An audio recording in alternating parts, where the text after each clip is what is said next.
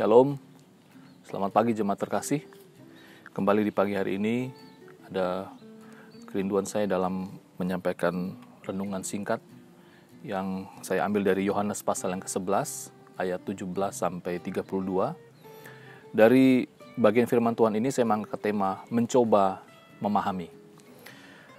Saya akan membacakan buat kita semua Yohanes pasal yang ke-11 ayat 17 sampai 32, tetapi karena pembacaan firman Tuhan kita sangat panjang, jadi saya hanya akan membaca ayat 32 sampai ayat yang ke-36. Demikian firman Tuhan. Setibanya Maria di tempat Yesus berada dan melihat dia, tersungkurlah ia di depan kakinya dan berkata kepadanya, "Tuhan, sekiranya Engkau ada di sini, saudaraku pasti tidak mati." Ketika Yesus melihat Maria menangis dan juga orang-orang Yahudi yang datang bersama-sama dia, maka masgiulah hatinya. Ia sangat terharu dan berkata, "Di manakah dia kamu baringkan?" Jawab mereka, "Tuhan, marilah dan lihatlah." Maka menangislah Yesus. Kata orang-orang Yahudi, "Lihatlah betapa kasihnya kepadanya." Jemaat yang terkasih, seperti halnya yang dirasakan Marta dan Maria, kalau kita melihat di ayat yang ke-21 dan di ayat yang ke-32, ada ekspresi di mana kesedihan yang sangat mendalam sekali dari Marta dan Maria. Kalau kita kembali melihat ayat yang ke-21 dan ke-32, di sana Maria dan Marta berkata, "Tuhan, sekiranya Engkau ada di sini, saudaraku pasti tidak mati."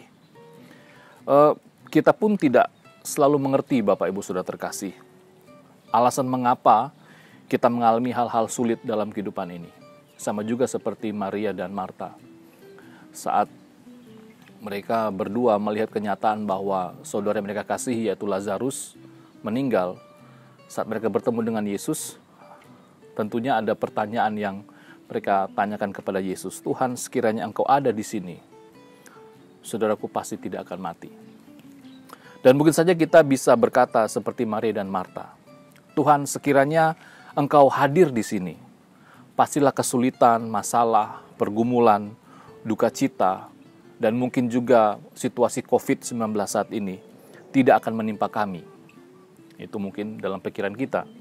Tetapi marilah kita kembali mengingat janji Tuhan di dalam Ibrani pasal yang ke-13 ayat yang ke-5, dikatakan di sana bahwa "Aku sekali-kali tidak akan meninggalkan engkau." Arti dari tidak akan meninggalkan engkau di sini bukan berarti kita sebagai orang percaya diluputkan sama sekali dari persoalan dan tantangan hidup. Tetapi justru Tuhan mau kita sungguh-sungguh merasakan kehadirannya di tengah-tengah persoalan dan tantangan kehidupan kita.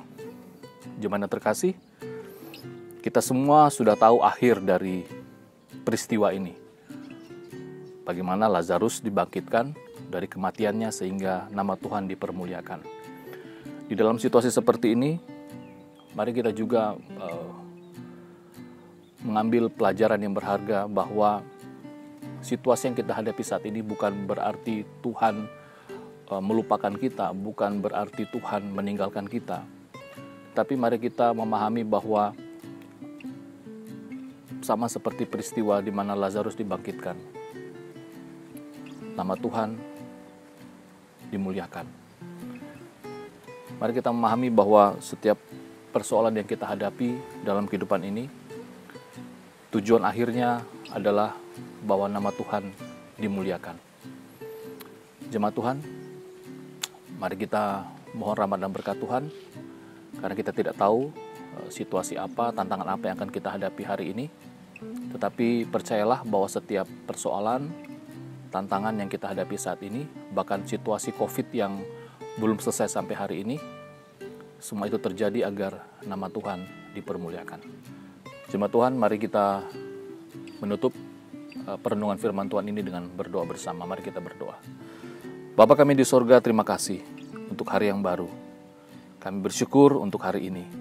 Dan kami menyadari bahwa kami tidak tahu bahwa apakah hari ini akan ada tantangan, apakah akan ada hal-hal baru yang akan kami hadapi. Tetapi kami sekali lagi mau belajar dari perenungan kami di pagi hari ini. Bahwa setiap persoalan, setiap masalah yang kami hadapi, endingnya adalah semuanya untuk hormat kemuliaan bagi nama Tuhan. Mampukan kami agar kami dapat memahami setiap peristiwa yang kami hadapi. Mampukan kami agar kami dapat kuat dalam menghadapi setiap persoalan yang kami hadapi. Sehingga situasi yang kami hadapi sungguh-sungguh endingnya untuk kemuliaan bagi nama Tuhan. Ini doa kami Bapa, di dalam nama Tuhan Yesus kami sudah berdoa dan bersyukur kepadamu. Amin.